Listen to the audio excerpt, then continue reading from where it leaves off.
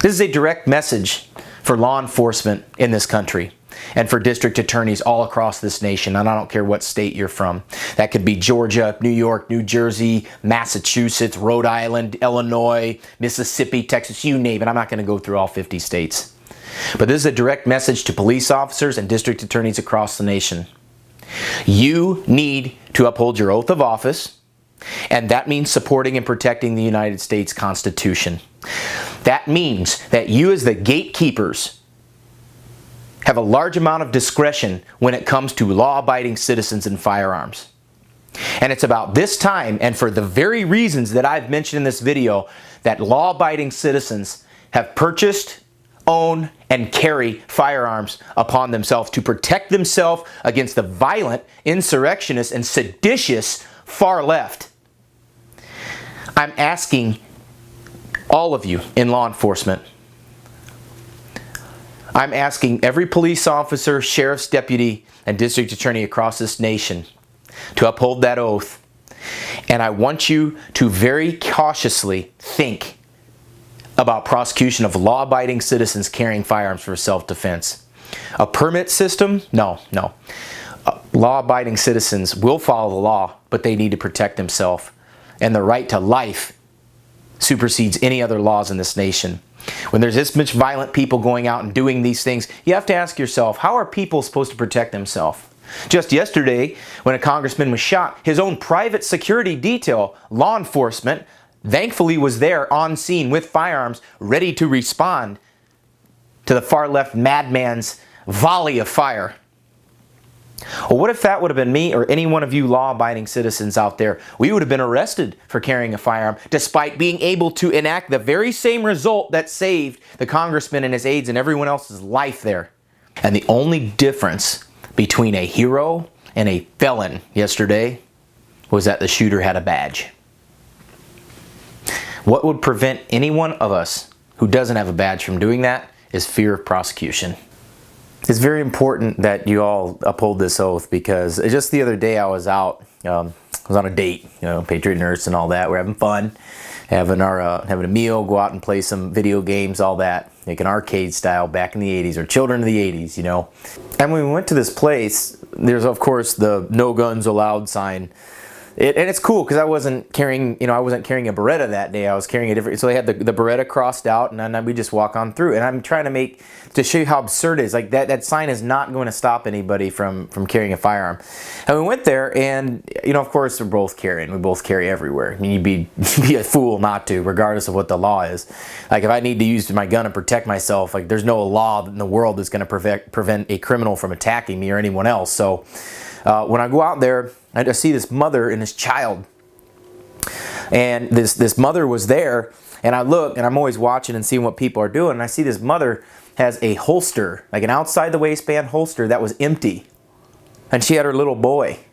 Now, no doubt she had this firearm. She bought a holster and a pistol to protect her firearm, but when she goes into this business, first thing she sees is this sign that says no guns allowed per penalty, whatever stupid thing that whatever unenforceable thing it says, and so I look and I made the observation that she bought that pistol to protect herself and her boy, and willingly disarmed herself because of fear of prosecution from a sign.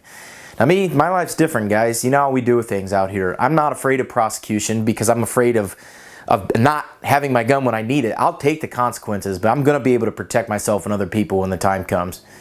Like it's because of laws like that, like Sandy Hook happens. It's because of laws like that, San Bernardino happened. It's because of laws like that, Columbine happened, and on and on and on we go with all this stuff. And now, the only thing that saved that congressman's life was a police officer that was there that could have served the exact same role as a concealed carrier.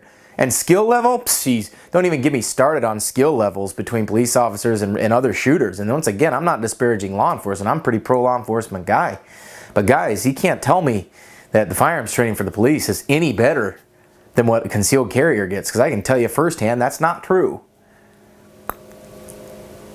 But think about the absurdity of that story. A mother willingly disarming herself because the sign said so, because she was afraid of getting in trouble.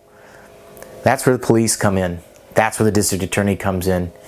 You all need to start having a lot more discretion when it comes to prosecution of crimes. And for the rest of our concealed carry people out there, carry your firearm anyway. Because if you need it and you don't have it, you'll always regret not being able to step in and get it done, provided that you survive. Law enforcement, you got to understand something. Most gun owners are on your side, provided you follow the Constitution. We've got your back. I used to be a police officer. I'm former law enforcement. Most of my friends are either current or retired police officers. But there's a lot of good people out there that have every bit of good intentions, just like you, of stopping violent criminals, stopping sedition in this country, and being able to protect their communities, but are hamstrung by unjust laws that you have the absolute unfortunate duty to uphold. But you don't have that duty to uphold unjust laws, and every law that's passed in this country isn't just. It wasn't that long ago in this country, some of our lifetimes in fact, where black Americans were required to sit in the back of the bus lest they be arrested.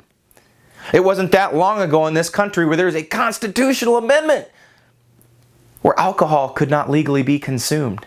Just because something's a law doesn't mean it's valid. And we've got to consider yourself. You've got to consider as law enforcement professionals, what is the reason you wear a badge? That's to protect people, to uphold just laws against people and property. Someone carrying a firearm for self-defense, there are millions of people across this country that wish to do so, but fail to do so because of fear that you're going to arrest them for simply enjoying their God-given right of self-defense. District attorneys across the nation, you're the ones that choose whether to prosecute people or not. You, sir or ma'am, district attorney, rose your hand and said that you would support and defend the Constitution of the United States of America. The Constitution of the United States of America is for limited government. And the only good government is the protection of individual rights. And per the Bill of Rights, the Second Amendment to the Constitution of the United States, the right of the people to keep and bear arms shall not be infringed. You see, men and women in law enforcement and district attorneys out there, it was for these very times, violent mobs committing acts of destruction of property, murder. It was for these times the Second Amendment was written. It was for these times that our forefathers and founding fathers of this nation recognized that people have a God-given right to keep and bear arms. And it is up to you to understand that concept. The founders knew quite well the nature and the tendencies of people that covet others' property. And they understood the lengths that these people would be willing to go to. In fact, they referred to socialism, not as socialism back then, but as leveling. And Sam Adams even went so far as to say that it was utopian and unconstitutional. And they knew that once people start doing this, they start coveting other people's property, that they tended to be violent. And it was for this reason, not only protection of personal property, but protection of a community, that the Second Amendment was written. It was also written to prevent tyrannical government from coming in and infringing on your life. But the problem that we have today is that these people want to use the tyrannical government once they get to take it over to do the very things that they want, and that's to take your property. That's why the Second Amendment was written, folks. Read a history book for once and figure it out. The Constitution of the United States of America is for limited government. And the only good government is the protection of individual rights. And per the Bill of Rights, the Second Amendment to the Constitution of the United States, the right of the people to keep and bear arms shall not be infringed. This is Reid Henrichs of Valley Ridge reminding you the lessons that we learn are written on the tombstones of others. We'll see you on the ridge.